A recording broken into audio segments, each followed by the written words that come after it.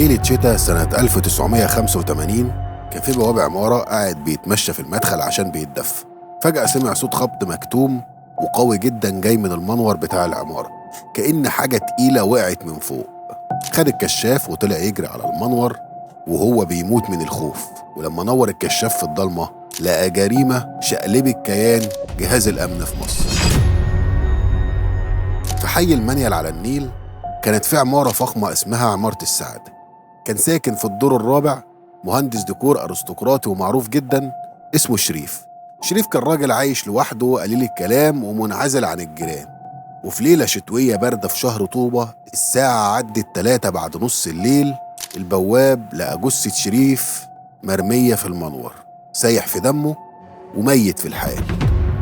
البواب صرخ ولم العمارة، وخلال نص ساعة كانت عربيات البوليس مالين الشوارع. المحققين والضباط والمباحث طلعوا شقة شريف في الدور الرابع عشان يعينوها ويشوفوا ايه اللي حصل.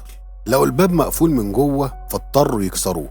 المحقق لما دخل الصالون لقى كل حاجة مترتبة بالملي، مفيش أي أثر لخناق، مفيش سرقة، والخزنة مقفولة، والذهب والفلوس زي ما هما. اللي ظاهر في الأول بيقول إن شريف رمى نفسه من بلكونة الشقة وانتحر، لكن لما دخلوا الحمام ظهرت العقدة اللي وقفت تفكير المحققين كلهم. المحقق دخل الحمام ولقى المشهد ده.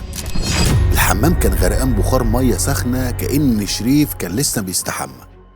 الحوض شغال والمية بتنزل منه، ومراية الحمام الكبيرة كانت متغطية بالبخار بالكامل ما عدا حتة واحدة بس.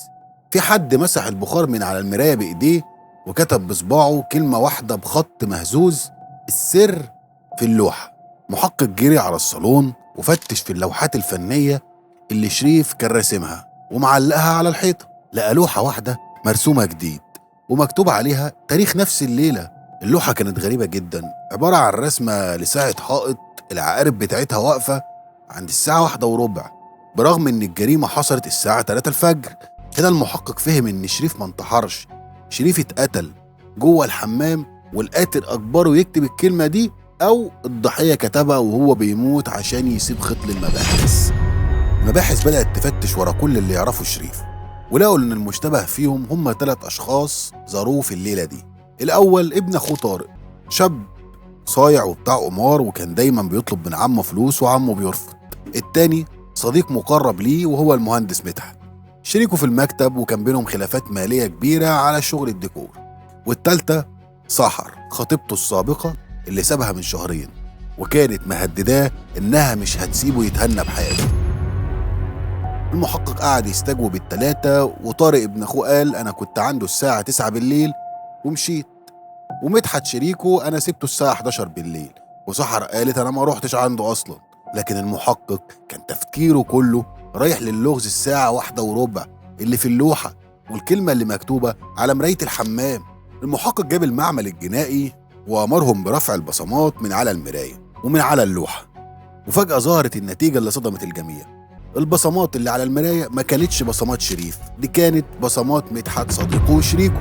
مدحت انهار في التحقيقات، ولما واجهوه بالبصمات حكى كل حاجة، وحكى العبقرية المرعبة اللي عملها.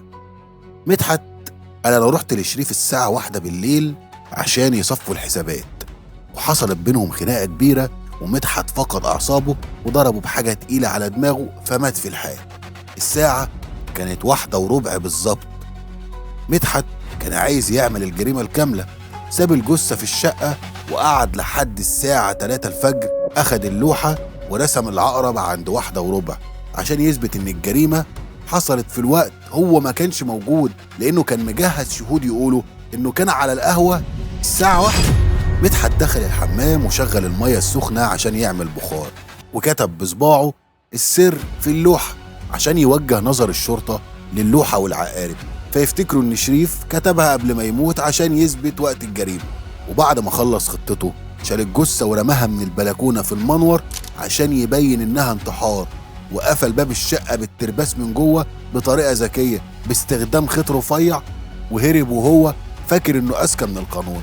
بس غاب عنه إن البخار لما بيرجع يتجمع تاني على المراية بيثبت البصمات الحقيقية اللي اتمسحت من على الإزاز.